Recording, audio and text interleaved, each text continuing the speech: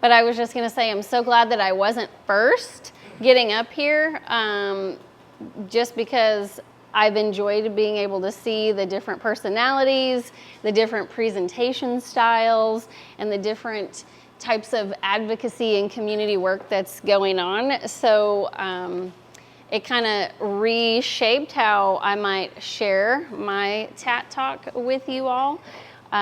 It's probably going to look a little bit different than everybody else's. I am here to share a little bit of personal and professional experience in regard to the potential impact that one positive adult relationship can have on the trajectory of a child moving forward. So I work at the Regional Office of Education, our local Regional Office of Education. I am what's called the Social Emotional Learning Leader, and I'm a school social worker there for them.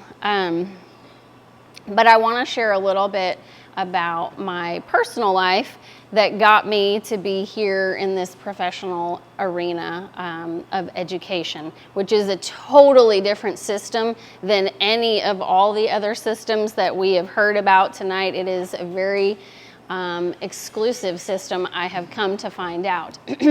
But I was one of those kids that grew up with quite a bit of childhood adversity, lots of trauma in the home growing up. We had a lot of poverty, we had substance and alcohol abuse, we had domestic violence, we had undiagnosed and untreated mental illness in the home.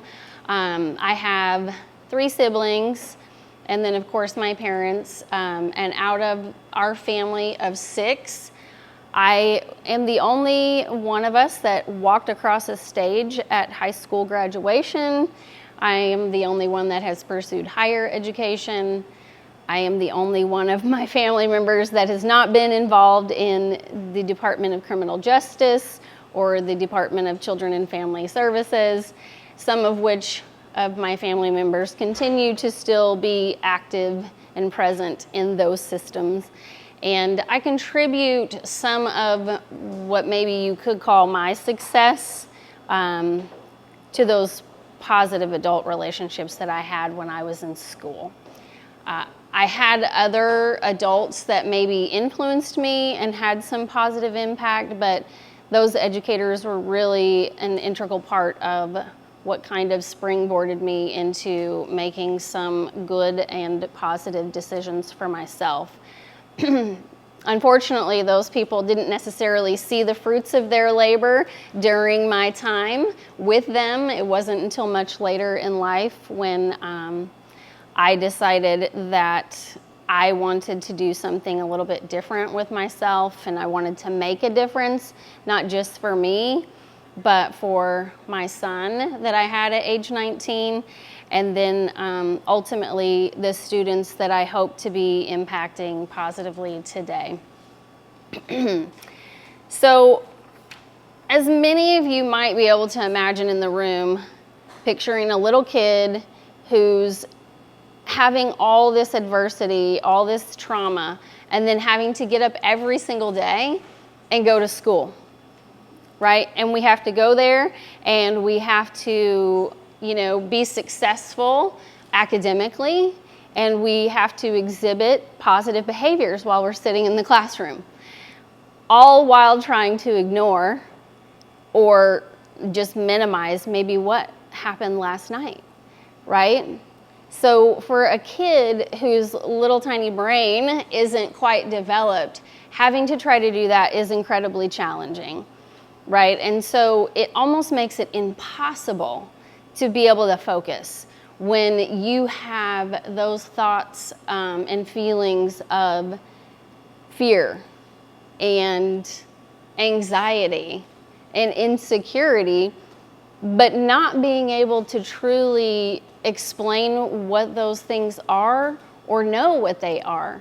And you're just having to sit there in the classroom and show up every single day and pretend that you're learning on the same level as your peers who didn't have those same exact experiences.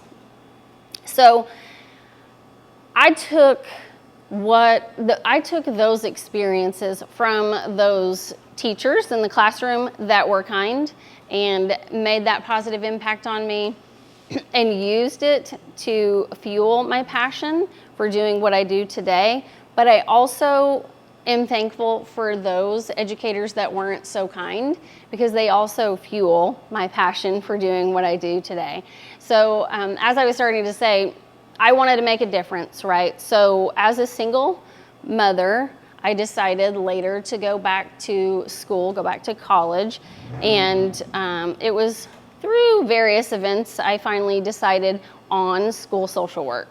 I was like, this is what I want to do. I really want to go back, and I want to go into schools, and I want to work with kids who were just like me, because they need somebody, to help them.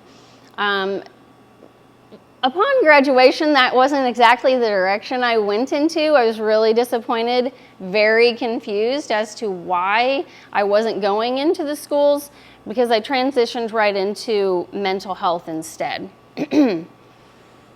I wasn't excited about that. I wasn't excited about being a therapist. It wasn't exactly what I wanted to do. I wouldn't take it back for the world now, because I learned a whole lot about people and about myself during that time. But there was still this nagging feeling that something was missing, and it wasn't exactly where I was supposed to be. So I had this friend, and I had this opportunity to try something new. It was called an early childhood mental health consultant. I had no idea that a position like that even existed, nor did I have any idea what one would do in that position, but it was very intriguing. So I took the position, and I went into early childhood centers, and I worked with early childhood educators and directors, and guess who else? Parents, because I was working with 0 to 5-year-olds. And I was going into those centers, and I was working with those people when they were having challenging behaviors from those kids. So imagine, what kind of challenging behaviors do you have with 0 to 5-year-olds? What kind of mental health related issues are we having with those kids? Well, we are. And they start very young sometimes. So can someone get me a drink? I need some water, please. So what I essentially did with that time was spend some time in observation with those teachers, with those parents, and just kind of trying to help them figure out what could be triggering these challenging behaviors in kids, right? These little bitty kids. So I spent a lot of time with them doing individual consultation and professional development. Thank you. I should have brought it up here when I got started. What I really learned and loved to do, though, was collaborate, like Megan was talking about, with them. It's something that you do alongside. So I may have come in as the mental health expert, but I wasn't an expert in the classroom, right? So I was working with those people to support them, because they knew how to educate, but they didn't know how to manage some of these challenging behaviors, and they didn't know why these kids were even having them. Unfortunately, 9 times out of 10, the reason these littles were having these kinds of challenging behaviors was because they were experiencing trauma at home. Most of the time, the parents of these children had no idea that they were traumatizing their kids. They had no clue that the exposure that they were bringing their children into with all these different experiences was trauma. So that was really hard to navigate through, but we did it, and I loved it. And I loved working with the teachers and helping them understand the impact that they could have on these kids, even at age 1 or 2, right? Because they were essentially developing secure attachments to these adults that they were spending so much time with. So, I mean, because outside of home, where do kids spend the most of their time? In schools, right? So I loved that job. I loved what I was doing. I wasn't even looking for a new job, but this job came up It was offered to me at the Regional Office of Education, and it gave me an opportunity to use my professional educator license in, guess what, school social work. So it took a lot of years for me to get there, but ultimately that's where I'm at right now. And what I get to do with the public education system is exactly what I just shared with you in the early childhood world, only it's kindergarten through 12th grade. So I have the opportunity, working from the regional office, to go in and work with educators, administrators, school social workers, school counselors, secretaries, janitors, paraprofessionals, all of the people that are working so hard to educate our kids. I have an opportunity to work alongside them, collaborate with them, and just fuel their passion for what we call in schools social emotional learning and becoming trauma responsive. So I do a lot of, professional development and coaching with these teachers because they're hungry for more. They want to know more. How can we do this? Because guess what? These kids are going to show up every day anyways, and they're not going to be regulated. They're going to have these challenging behaviors, and you, as a teacher, are expected to educate them. You're expected to present curriculum and lessons and hopefully see some academic success. Unfortunately, if these kids are coming in and they're experiencing trauma or adversity of any kind, it messes with their brain and their brain development and their ability to pay attention and learn, because they're in a part of their brain where they're in fight, flight, freeze, right? They're not primed and ready to learn. So how can we help that happen? By developing positive relationships with them, being that adult role model in their life. And maybe it's only for 1 year, but that's okay, because then they can go to the next year and then they can be with another teacher who has some of the same skill set. So I really, truly became passionate about doing this work because of my own experience in school, and really just seeing how, my siblings didn't have the same experience as me. Their challenging behaviors were just a little bit more challenging than mine.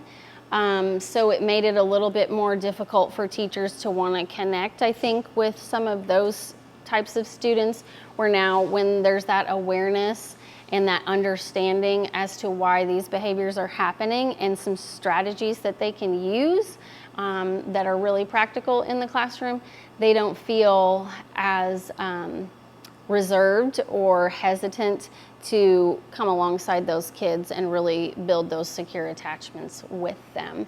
So I'm really passionate about prevention. So everything that I just shared with you is prevention work.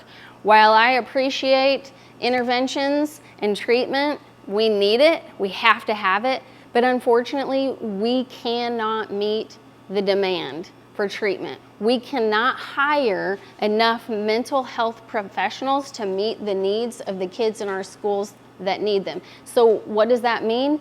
It means in schools, what we have is a tier 1 problem, which is a foundational problem within the system. So we have to focus our time and attention there, so then we have less and less of what we call tier 2 and tier 3 need for intervention and treatment. It's kind of the analogy, you'll see all the kids or the people, they're falling off and they're in the river and there's no way to get them out, and we're just rescuing them out of the river. Instead of spending all our time and resources on that, we could go back to the bridge that has the hole in it that they're falling in to the river from, fix that, and then we'll see less and less coming down the river, less resources, less time for focusing on those other bigger ticket issues. So that's me wrapping this up. Thanks for listening to my TAT Talk.